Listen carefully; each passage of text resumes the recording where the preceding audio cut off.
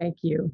Thanks so much to my partner, Michael, but both my partners, Michael, actually. I am delighted to be here this evening in Chicago, with Rick Levin, whose long and illustrious career in education is legend. Rick, why don't we start with the fact that the program that we're doing over these 2 days is a joint venture between Singapore-based Temasek and GSV, both of whom you're an advisor to, and so thank you very much for that. Why don't you start by talking about the work you did as a president of Yale, collaborating with the National University of Singapore to actually build a new joint university that's had tremendous impact? That's a dangerous first question, Deborah, because I could easily use the entire time talking about this. It's one of the favorite things I've ever been involved with. That's saying something. Right. This started, I think, in large part because of the far-sighted thinking of the Singaporean government. Tharman, the famed finance minister, was then Minister of Education, and had discussions with an international advisory panel back in the mid 2000s. And they thought it might be an interesting thing to do to try to collaborate in a really full-scale way with American-style liberal arts education. Singapore, as our Singaporean audience knows, basically established its universities on something closer to a British or European model, where students are admitted to study just one subject. And I think there was a growing sense in Singapore, which is always looking out and scanning the horizon for best practices, that perhaps some fraction of its students were missing something by not having an opportunity to study from a multidisciplinary perspective before concentrating in a major subject, as we do in the United States. And then the second feature of liberal arts education, one is the multidiscipline, first breadth and then depth. And the second major feature is, at least where it's best practice, is very intensive sort of Socratic type discussion within a small class with a close relationship with the professor, where it's interactive, where there's robust dialogue and challenge in the classroom, which stimulates critical thinking and cultivates the power of critical thinking on behalf of students. It's probably the most effective method for doing that I think we know as educators.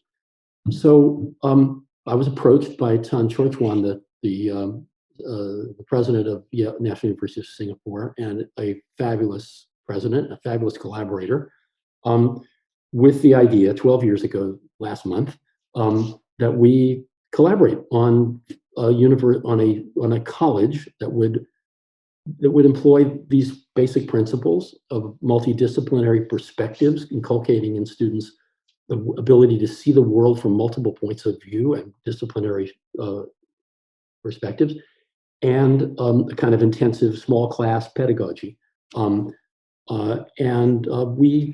We had a ball working with select committees of our two faculties, putting together a really novel curriculum. It was an old-fashioned curriculum in one way because it had a core. It had a common curriculum of initially 12 courses, now down to 10, that every single student took, so that there was a common experience, a common learning experience. And then the content of that core was unique also, because instead of, as would be the case in the US, reading the great books of Western civilization and literature and philosophy and political thought, social thought, instead, all these courses were explicitly cross-cultural. They studied both Asian and Western traditions and tried to talk about the differences and commonalities between them.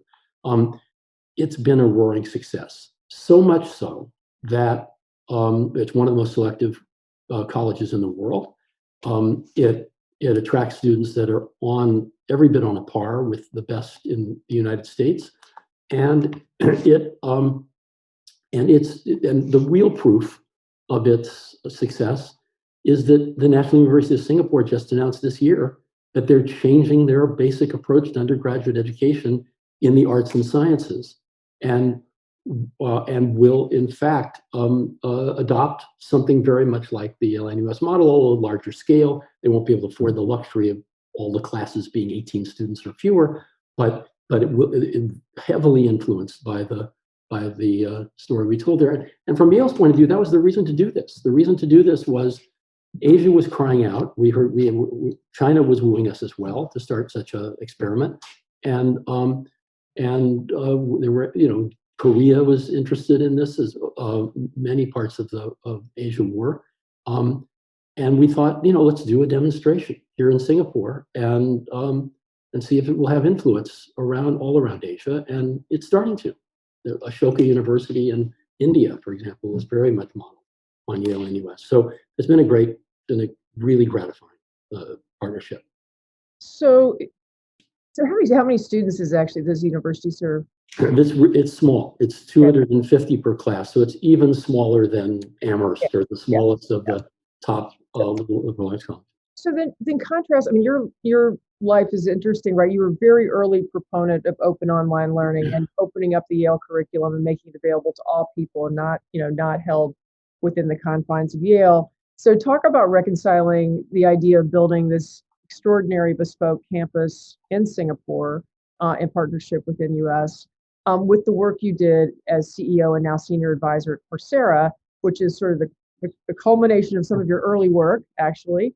Building a massively open online learning platform that today reaches over 70 million learners. Yeah. And how do you think about contrast impact in those two sort of venues? Yeah, well, you captured one of the important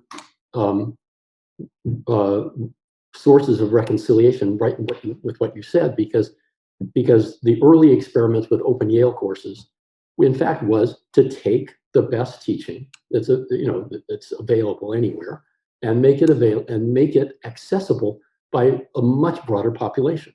I mean, Yale and many of our other partners like Stanford and Michigan and Imperial College London and you name it, these are places that are very selective, have only, on a global scale, very small numbers of students, and yet, we have our partners have the best faculties, among the best faculties in the world, and why not use them to help educate much broader audiences? So I think it's entirely reconcilable. You have elite enterprises with the opportunity to do way more than they've ever done in their histories, because they're not just educating people on campus, they're educating people all over, and more than that, they're not only educating a demographic of 18 to 22-year-olds, they're educating people at all stages of life, from high school students thinking about college, to college students elsewhere, to young people developing their careers, to middle-aged and elderly lifelong learners who just want access to interesting material.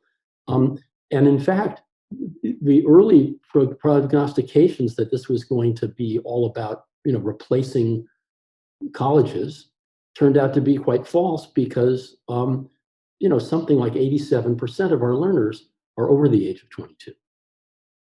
And also a huge percent of them are using the platform for free. That's correct. To a point that Luis Fanon made on the earlier panel. Yeah, exactly. On those. So how do you, if you think about the days back in the early 2000s when you were a great proponent in partnership with other great universities of taking things online, where do you think the online learning world is today? Is it delivering yet on the promise of the engagement and impact that online learning can do, or where do you think we are in that journey? So I think we've come a really long way, and I think there's still a long way to go. I think our user satisfaction is incredibly high at Coursera. I mean, the average course on a 5-point scale is 4.5, 4.6. The quality is high. People like it. People find it benefits their careers. So I think it's definitely getting traction. And of course, the proof is that our revenue has grown rapidly, and it's a successful company now. The ways in which it could be better, which is what an educator should always be thinking about, are manifold. I mean, we don't have the same degree of personalization that you would have in a classroom where you have a teacher who's aware of your needs and who's responding to them.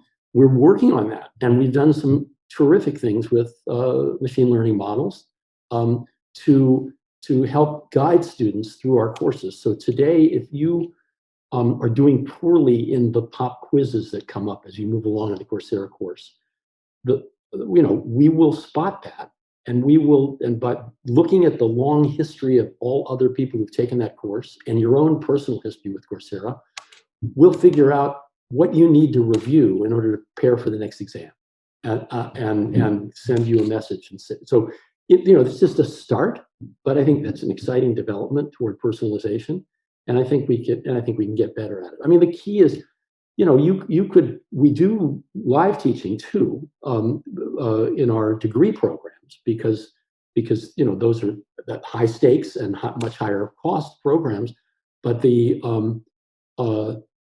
again, scale limits you. You can do asynchronous lectures for lots of people, but the actual synchronous discussion groups are 20, 25 people. They're not tiny. So it's a different mode. That works fine. That works very well.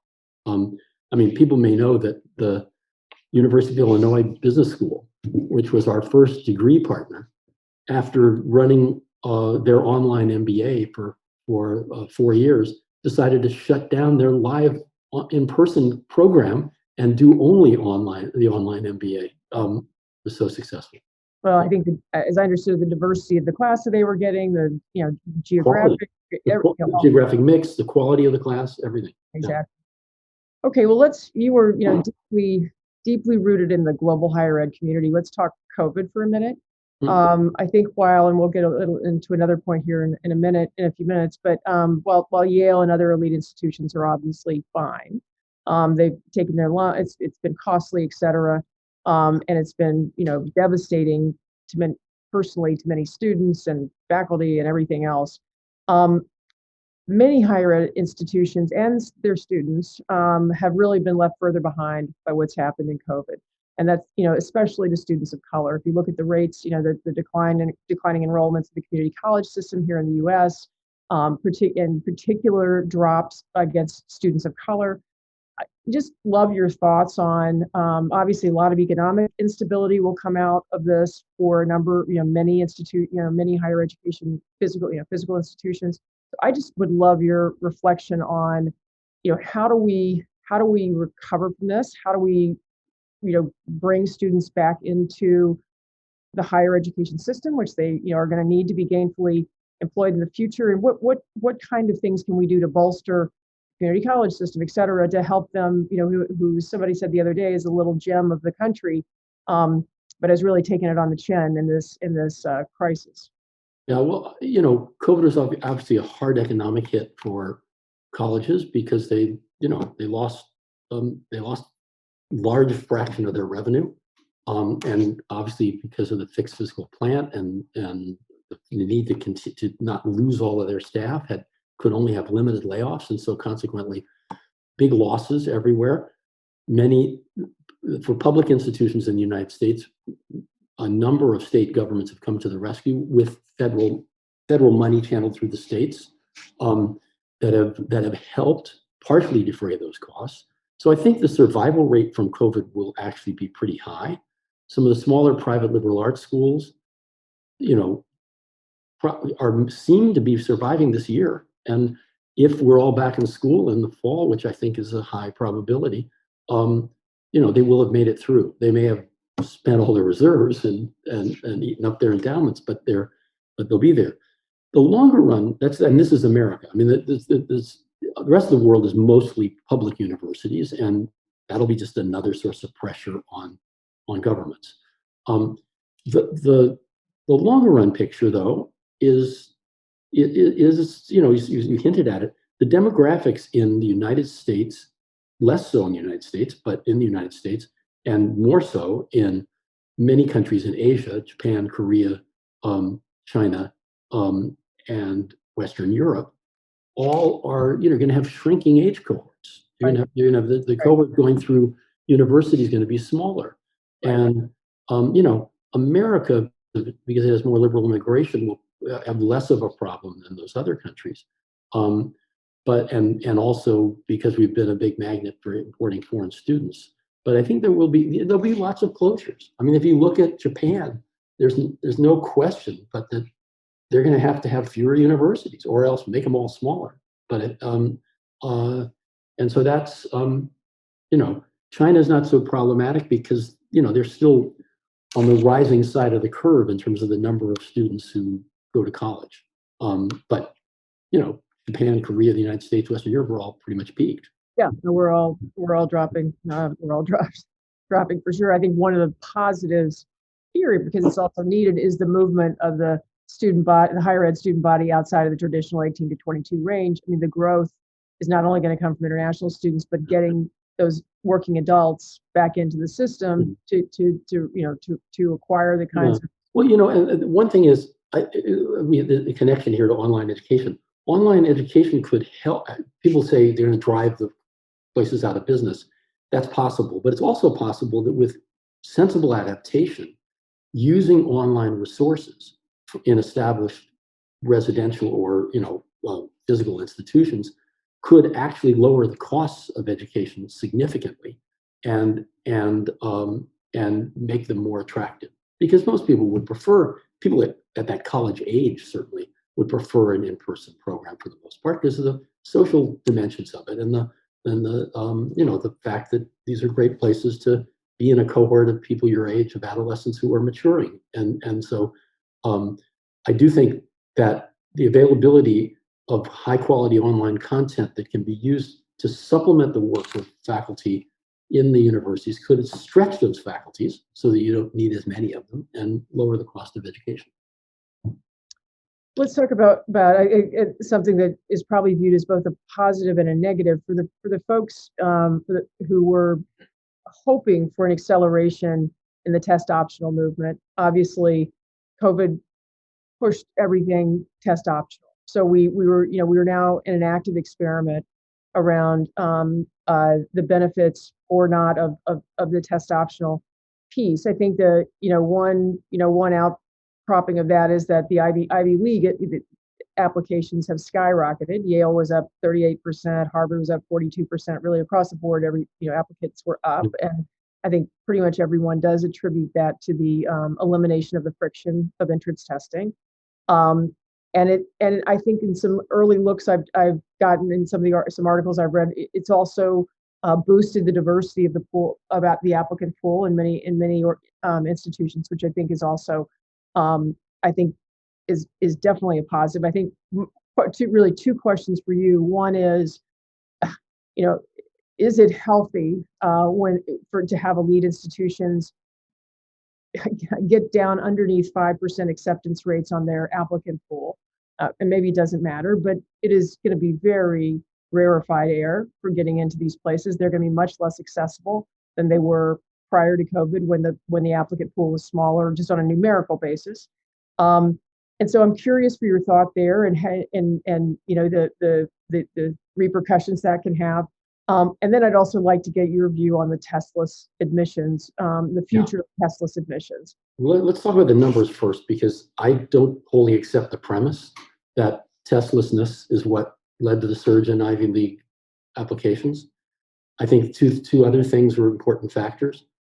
Potentially the most important, although I don't see anyone who's measured this that I could find in an internet search, but I think it stands to reason that we know there were a lot more deferrals last year, and lots of students applied to college last year, but with the knowledge that there would be no live teaching in many schools, they then decided to take a year off. Now, I'm not exactly sure how large the population is, but remember, for every one person who got into their fifth choice school and deferred, a lot of those people will then apply to 10 campuses the next year. So I think we have a fraction of last year's cohort in this year's cohort, and that makes sense. I would guess it would at least be half of the increase. The other thing is just there's a vicious circle going on, because the very desirable schools are so selective. People apply to more schools, and that has been going on for a decade, more than that, really ever since the Common Application in the U.S. the number of schools per student. I mean, I don't know what it was like when you went to school. I applied to 3 places. Many people just didn't apply to that many schools. Today, the norm is to apply to 10 to 20. And so these numbers about how tough it is to get in, they're true for one institution by institution, but they're not that true for the system as a whole. I mean, I would love to see someone do the research to find out how many unique individuals apply to Ivy League schools and how much that's gone up. I bet it hasn't gone up that much. Okay, come back to my second. This is my second question, and the. By the way, there's an operational prediction here, which is the numbers of applicants next year will decline. Yeah, well, I that's where my money would be too, but for sure. Okay, so then back to Tesla's admissions. So the system has been moved to this experiment thanks to COVID. What do you think about the future of that and its ability to drive greater equity in the admissions process? I don't think it will drive greater equity by itself. It's just one of the many pieces of evidence that's weighed in a decision in most schools. I mean, some schools rely heavily on it, but most of the highly selective schools rely only partially on it, and they do their own adjustment, frankly, in recognizing that socioeconomic disadvantage is correlated with lower test scores, and so they understand that in making their decisions. So, in some way, I mean, it's possible it could work in the opposite direction, which is the people that Carolyn Hawksby, the researcher on economics of education, thinks are the hidden gems who have high test scores but otherwise don't look because they've had a mediocre education in a mediocre school, wouldn't jump out. Those people may be harmed. So I don't know. To me, let's get all the evidence we can to do the best job we can selecting the class. So I'm not in favor of Tesla's admissions. I don't think they're a cure-all for equity. They might have some advantages in terms of de-emphasizing that kind of achievement on a test relative to the kind of achievement you get through your work in courses. And I think in a lot of places I know, meeting a threshold in the test and meeting a threshold in your grades is important. But once you're above that threshold, it doesn't matter. What matters is your teacher recommendations, your school recommendation, your own personal essays, that really the ways you mark yourself out as an individual. So I think, I just think you're throwing away a source of information, and my data hound background tells me that's not a good thing to do. Yeah, it certainly is argued both ways for sure, and obviously it's been argued aggressively in California and places like that. So we'll see. Back at post this year. Let's go back to Singapore for a minute. I think your deep engagement there. I mean, it is unquestionably a case study in how a country can leverage the transformation of its educational system to the complete benefit of its citizens and its place in the world. When you look at GDP per capita, it really rose in tandem with the improvements in the education system and better educational outcomes. And it's pretty stunning when you realize that GDP per capita in 1980 was $10,000, and today it's over. Back to 1959, and you'll see it's even better. 1,000, right? Yeah. And today it's over 65,000, and it can be, like you to comment, I think largely attributable to the forward moves on educational system and educational outcomes. I guess my question is, why is it so hard for other countries to see prosperity economics tied to education? And was you are an economist, and was it you watching what was laying out in Singapore that sort of was one of the things, I appreciate you were asked, but one of the things that precipitated your move there when you did, because it it wasn't without some questioning when you did it, right? So so just curious there. I sure it would certainly be a great thing if we could see more Singapore success stories driven by superior educational outcomes for all. I was already a fan of Tan Chor Chuan and the National University of Singapore before the ask came. So but the question you asked about why don't other countries see the link between driving education and the eventual economic benefits? If you take a historical point of view here, I think what you find is the developed countries, by and large, all did in their past. I mean, America's rise to industrial power and to becoming the richest country in the world was very closely linked to two key decisions. One, to go for universal education through grade 8 in the mid 19th century, and the second, to go to universal education through grade 12 in the early 20th. And throughout that entire period, post-Civil War in the US to the Second World War, the United States had the highest literacy rate and the most educated labor force in the world. Western Europe followed quickly. After the Second World War, Japan and Korea, and then later Singapore when it became independent, followed as well. And so the countries that developed, I think, pretty much did invest in education. Question: why don't the countries that are developing make more effort? And that's, it's a good question. I mean, and you'd think with all the encouragement that developing countries have gotten over the years from the World Bank to do just that, that there would be more substantial investment. But school budgets are thin. You go to sub-Saharan Africa, and it's extremely sad how little, how under-resourced the schools are. But in many ways, it's the opportunity of the future. Absolutely. I mean, human capital has got to precede physical capital. I mean, we need to build. We need to teach people to read. So as well regarded and what adored as you are in Singapore, you're equally lionized in China. China's on the same trajectory. They're kind of 10,000 GDP per capita rising. Their curve is a rapid rise to that level. So you project it forward, it will keep going apace. Huge emphasis in education innovation. China dominates.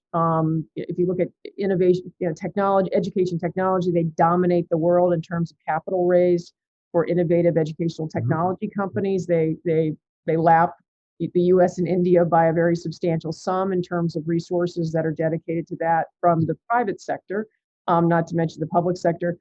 Talk a bit about your engagement with China, your involvement there, how you see that developing.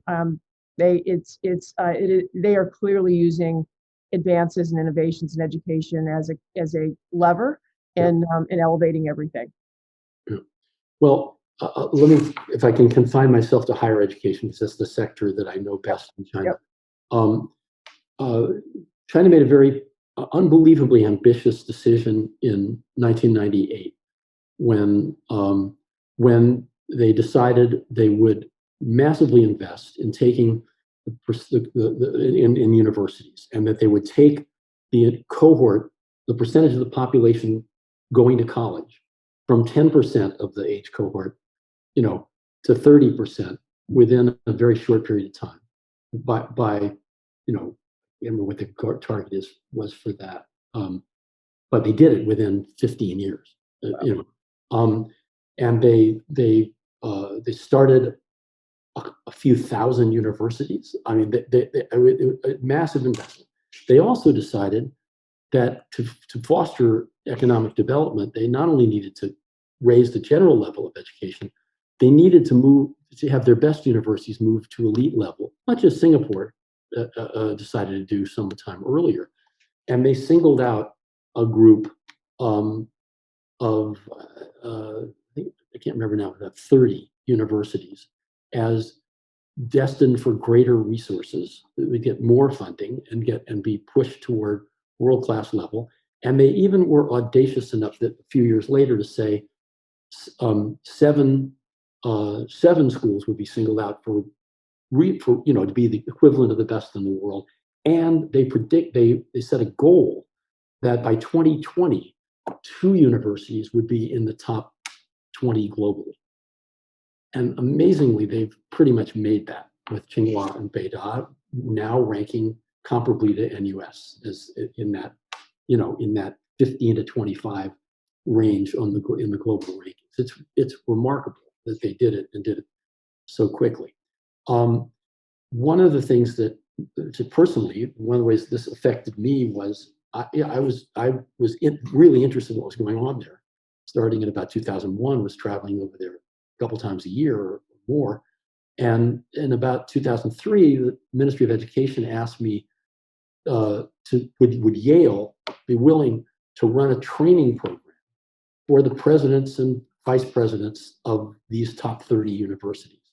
And so we did that on an annual basis from 2003 or 4 till 2012 or so. Then it was and then it started up again a few years ago.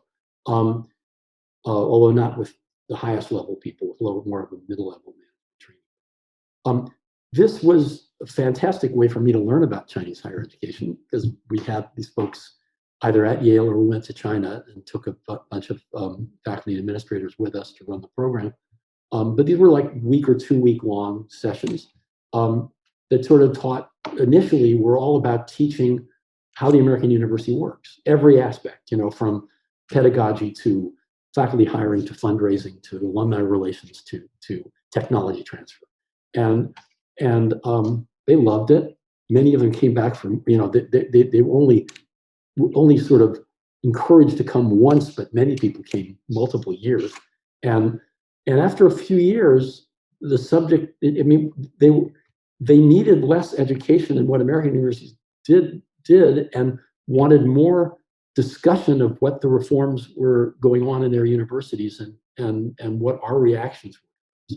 So it was really a great program. And I must say, it's sad to see that spirit of reform and of very much open intellectual engagement with the West has taken us, several steps backward under Xi Jinping. It's just a fact. And you can talk to privately to any leader of a Chinese educational institution, and you will find out that that's what they think. But it is unfortunate, because they were making great progress. Now they've got enough momentum now that they will continue to make progress in terms of educating their own citizens. But in moving, they'll continue to be great in the sciences and engineering. I think the ability to flourish in humanities and social science, I think, will probably be challenging in this environment. Okay, so my last question, I kind of wanted, one of the hallmarks of your tenure at Yale, and probably one of the hallmarks of your life, but I'll stick with higher education, was your sense of commitment that you needed to lead and lead on critical topics. And with the new administration here in the U.S., certainly a lot of attention, I personally hope, is being moved to issues of the environment and climate change and sustainability. I mean, you, in 2005, you actually established the Yale's Office of Sustainability, and you actually convened a large group of your peer institutions to try to catalyze leadership related to the environment. Not enough people, unfortunately, in 2005 followed that lead. I guess what I would love is to have you reflect on where we sit today, 15 years later, what needs to be done, and what role can and should global higher education take in leading on this issue of human sustainability related to the environment. Well, it's the crisis of this century, and And what we do in the rest of the century is going to have profound impact on many centuries thereafter.